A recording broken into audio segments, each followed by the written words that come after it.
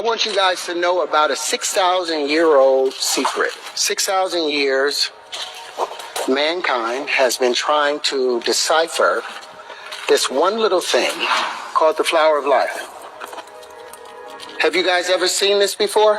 Now, you know this is one of the oldest symbols in human history, right? This symbol was found in the Temple of Osiris in Egypt, and it had been molecularly burned into the wall. And it's 6,000 years old. The same symbol has been found in the forbidden temples in China, sitting under the fufu dogs. And the foot on it, the flower of life, saying whoever controlled that flower of life controlled the universe. There were secrets in that flower of life that Da Vinci spent his whole life trying to uncover. There were secrets in that flower of life that Newton spent his whole life in secret trying to uncover. The same secrets that Pythagoras was desperately trying to uncover. But the problem was they kept seeing this in a two-dimensional space.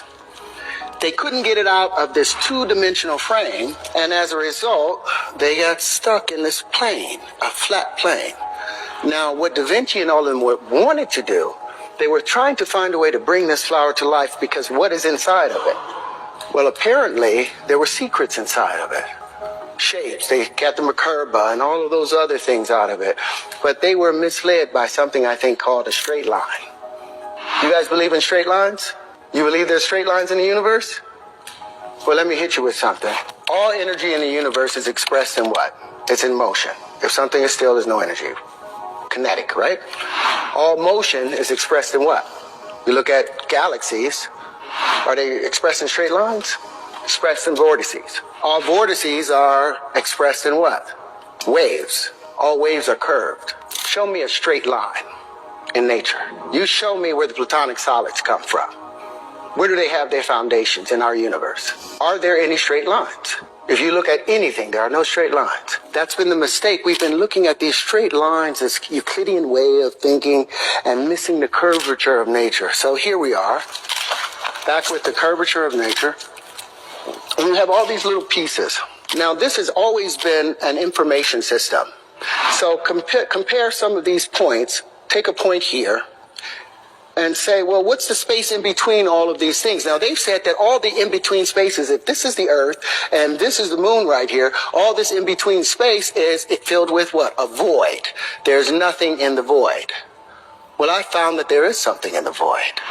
The elementary fundamental particles that they've been searching for at the CERN Collider, the Hadron Collider in CERN, I found that their energy signatures matched perfectly to some of the pieces that I was able to pull out of here. I spent 45 years searching these things out and trying to figure out what the universe really, how it really worked.